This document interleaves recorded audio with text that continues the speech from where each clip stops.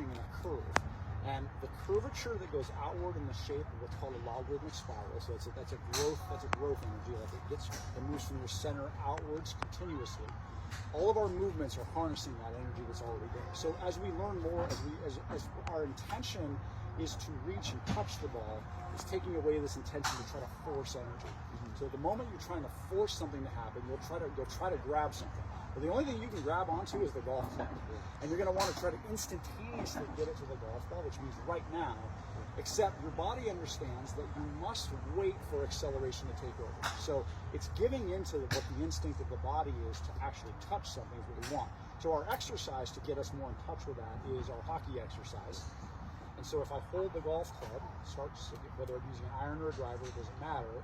I'm going to start from here now, and I'm going to practice getting open, creating a path that makes the most sense. So what's the easiest way to get this back down? So as long as I'm open enough here, and I have a sense, hey, I'm just going to touch that basket with the club, well, it creates the shape of the golf swing for us.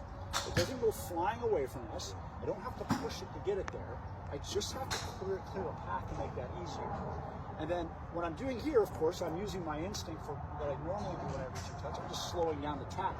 Well, what I don't want, when I'm getting it going here, what I don't recognize is how much I'm giving into something.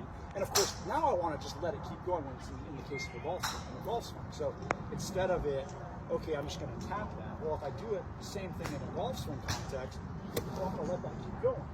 And it's that allowance of keeping it going and learning that path that it naturally flows on. That is your golf swing. Nice and open. I'm going to let that come through. There you go.